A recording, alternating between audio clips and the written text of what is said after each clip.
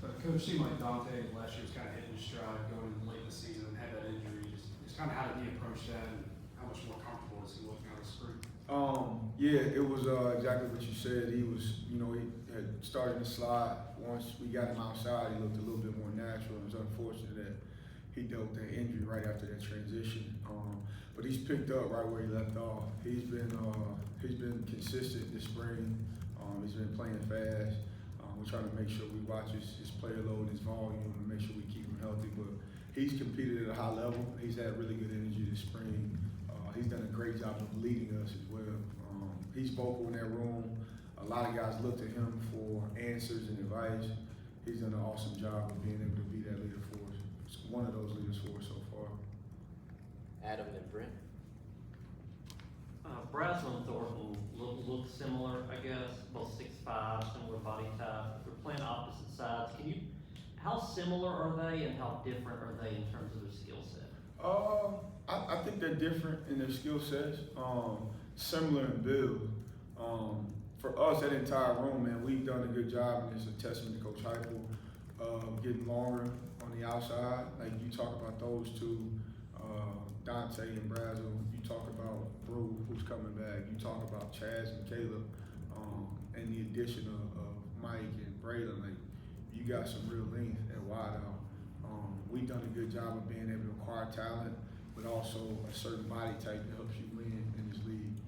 So both Chris and Dante have different skill sets, but their length on the outside is going to help us create separation and win 50-50 balls consistently at this level. Coach, you talked about acquiring talent. You appear to be deeper than you've been previously. What's the competition like? What's the competition level in your room right now? It's high right now. We've gone, it's practice 8, and we've had 8 different rotations with the ones. Those freshmen have been in with ones. We're trying to mix up that first rotation with as many guys as we can to force that competition level to continue to grow. The talent's there, I think. Like you said, we've got a really talented group. We got to build consistency, and to do that, it's got to be highly competitive every single day.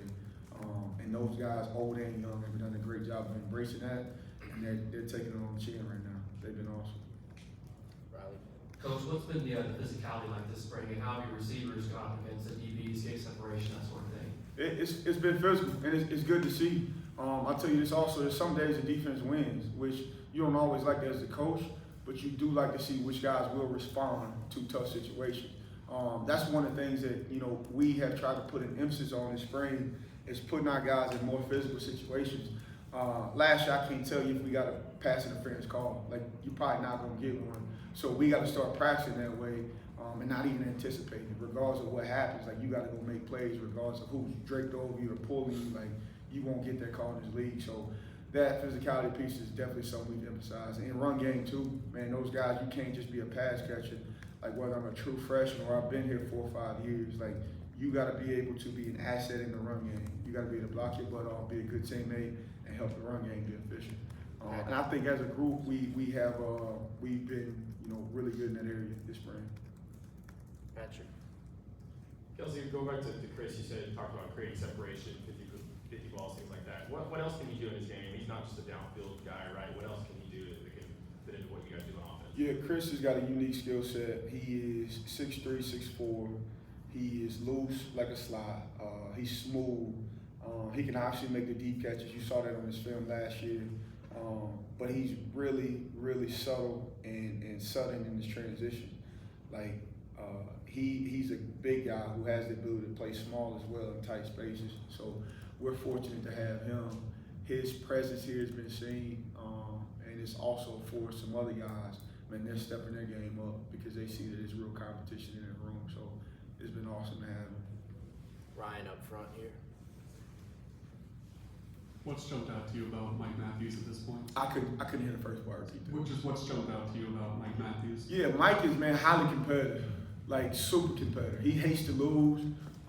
He always wants to dominate, right? When he first got here, we had to control some of that because typically you won't win every rep you're a true freshman coming into the SEC. So we had to control some of that. He was getting frustrated when he did lose, right? And that would lead to the next play. But man, he's done an awesome job for one of competing, but two, like that kid's in the building every day. Him and Braylon Staley are in the building on their own every single day, getting extra meetings, doing walkthroughs on their own. Like they've kind of seen the way we operate here, and they jump right in, which is why they see some success so far. Those freshmen have done a huge, like tremendous job of coming in here and just going to work. And they both have been, it's been paying off on the practice field for them. Rob, Coach, obviously a lot of the success that your guys have depends on being on the same page as the quarterback. What do you see from Nico in him taking ownership as spring practice has gone on, moving on from the bowl game? Yeah, I think you just said it. I think ownership. Nico, he's owned it. He's taking accountability. He's kind of taking the bull by the horns. You see him a lot of times after reps before I can get guys and coach them up.